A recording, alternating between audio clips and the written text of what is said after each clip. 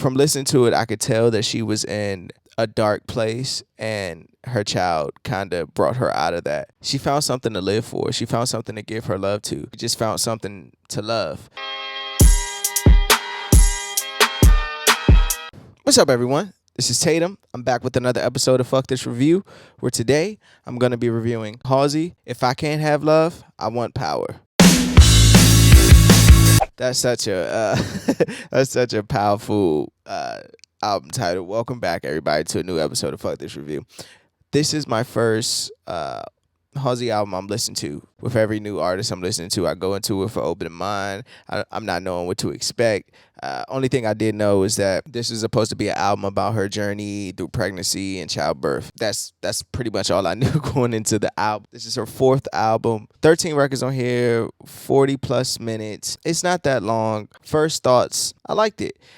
It's a lot of different sounds on here. Like I said, I never heard it before, but her flow and just her swag on the tracks are pretty dope. Even the ones that's a little bit more heartfelt. From listening to it, I could tell that she was in a dark place and her child kind of brought her out of that. She found something to live for. She found something to give her love to. She just found something to love. So I did enjoy that. That was the main thing that stood out to me. I'm going to go through the tracks in here, talk about some things I like, talk about some things I didn't like, and just give my overall take. So let's get into it. The album starts with The Tradition, and that's a strong record. Because to me, I have to look at these albums like stories, right? So I call this the BC era of the album. It's the before child.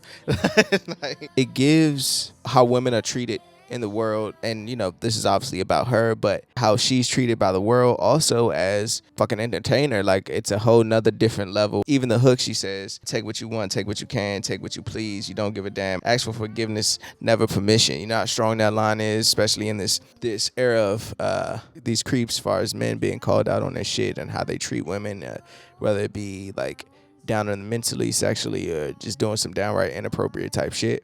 So that line really stood out to me when she says, ask for forgiveness, never permission. Like, it's always like, oh, I realized my wrongs after the fact, but you never realize it beforehand. Bells in Santa Fe, to me, is her, like, avoiding love. Like, maybe some guy or something fell for her or whatever, and she says a line that, don't call me by my name, this all is temporary, or something like that. And I just thought that was so cold.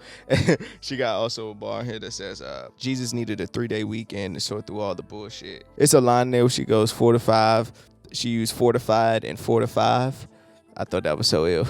Like, it's certain things on here, certain lines on here and flows that she used, it kind of bears that hip-hop rapperness to it. This is something that just stood out to me. And we're in an era where genres are forever bending, and it's hard to put a category on any artist album because they're inspired by so many different sounds. Case in point, this album right here is so many sounds. You can go to this one. The next record, Easier Than Lying, that record's just hard. The way it comes in with those drums, like those steady dun dun dun dun dun dun dun dun dun, like those drums that just catch you immediately, and then you bring in the electric guitars, and it's a totally different sound from the record previously to me. The song that came on before this is a totally different vibe. She said, one eye open, one eye closed, because I can hang myself if you give me the rope. I lost all my faith and lost all my hope. She has more lines like, losing you is easier than lying to myself that you love me. And I was like, damn. Because that line's dope, but it also connects to something later in the album where she has a record where basically her own mind playing tricks on her and can trick you to think that, to sabotage your own self. So when she said the line in this one, after a couple listens of it, like, those two records made more sense to me. And this record also reminded me of the rock music that I grew up on in that TRL era, that MTV era. It felt nostalgic in that way, just production wise. So that record stood out to me. Then we go into Lilith, and the first thing that stood out to me on that record was those drums. And those drums gave me that boom, like that hip hop feel to it. And you could tell she was really just down on herself. She talks about how she messes up things, especially when it comes to love, and like this self-loathing kind of record. Fuck like a demon, I do it like nothing. I'm disgusted. I've been corrupted. And by now, I don't need no help to be destructive. I've been gone. Yeah, I've been on the road too long. Those are crazy bars. like, and it's every line means something. And that's hard to find nowadays where every line means something, but you could tell she meant everything that she was saying in this record. A Girl Is a Gun. The first thing I thought of was Tyler Creator's song, A Boy Is a Gun. And that's kind of about herself too. I'm going to say this right now that we midway through. For it to be, and I just could be wrong, but for the album to be about the journey during pregnancy and things of that nature, there's only about 2 or 3 records on here that I think bear that kind of subject matter. Self-sabotaging herself through, this is probably the second, third record, like just running from love. But I guess that's how it is. Like, you know, when you've been fucked so many times, like far as like just you've been fucked up so many times in love that you put it back on yourself. Like, it just has to be me that's the problem, right? Maybe I am a bad person. Okay, let me stay away from you. You catching too many feelings. Let me back away. Like, and until she found, I guess, her child's father. Because the very next record is you asked for this. Like, everything that you asked for, you got. And I love the production on the record. It reminds me of that rock music again, as in my adolescent years coming up watching MTV. And it's her blaming herself for the good and bad of her life. So I wouldn't say that she doesn't have acknowledgement of herself, but it's kind of like at this point I'm like, damn, don't be so hard on yourself. And the outro with the beat switch, pretty fucking dope. Like, she says a line, you got to show them why you so loud, why you talk so loud, or something like that. Just the pressure of that whole thing. And I took fame into that as well. Like, I took that aspect into this record as well. Darling is the first record we get dedicated to her child. Beautiful, beautiful record that goes into 1121 or 1121, which I found out was the date that she found out she was pregnant. Towards the latter half of the album, it gets a little, I wouldn't say more personal, but the tones of the record get a little bit more darker. And saying, yeah, I know the parts of myself that I hated, I can't tell which ones are mine and which I created. I thought that was such a night. That might be my favorite line. I won't die for love, but ever since I met you, you can have my heart and I would break it for you. And I was like, oh, that's beautiful. In the past 2 weeks, I feel like I got 2 albums that were about motherhood, from Cleo Soul and now this one. Honey, cool record, upbeat. Honey, a cool thing I read that she made that song just playing around and like trying to teach her little brother how to make a record. That's just a cool thing.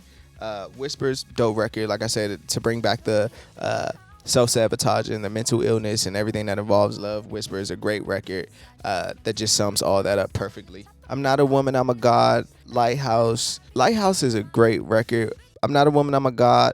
It's cool. It's not something that it didn't wow me a lot.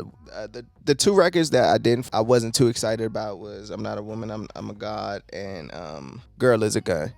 But other than that, I think everything was cool. And even the last record, let me try to pronounce this right. Yeah, Bernie. I tried. Even that record, I thought that was cool. It's probably one of my favorites because she talks to her son, I believe in the first verse, and she talks to her son's father in the second verse, and basically saying, you know, you will bury me. And I just thought that was cool, just to end the album with that, like, to see how it started as tradition and I'm being used by everyone as a woman and as myself, and then to end with, I would die for the ones that I love, especially my son. And this person, I think, who really loves me, I finally found someone who loves me, and they help give me this, create this. So I love the just the growth of the album through that point. With that said, let me get into my best songs. Yeah, Bunny.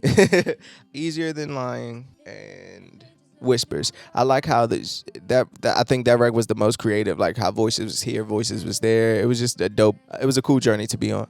Worst record, Girl Is a Gun. That beat was just too much. As it went on so long, the beat was just like, all right, I'm done.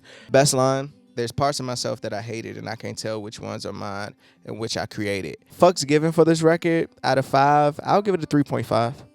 3.5. It makes me interested to go back and listen to her other work, I'll say that. But let's wrap this shit up though. In closing, when it comes to Halsey's If I Can't Have Love, I Want Power, I thought it was a good album. It gave me a peek into the motherhood of a woman who, has been through a lot with love, been through a lot with childbirth. I read it's been hard for her to have children. And that was one thing that was like weighing on her mentally, just being a woman and being a feminist and how can I do all this and I can't even do the thing that basically I'm meant to do. And to see her journey, like I said earlier, to see the journey from the first record of being, I'm just here to be used, or heartbroken so much that I can't even love, even when someone loves me for the right reasons and loves me for the right reason, I can find something that's bad, and I can self-sabotage this whole thing just out of my insecurities and just because of the way I was treated.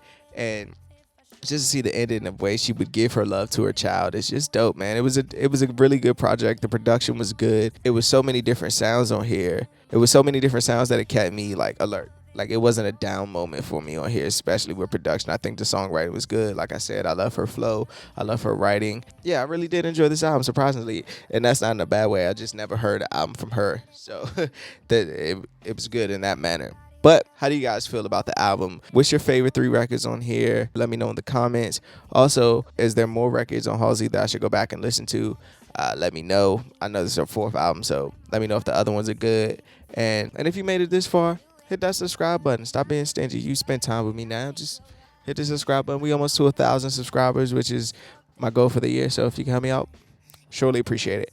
But as always, fuck this review. I'm Tatum. Peace.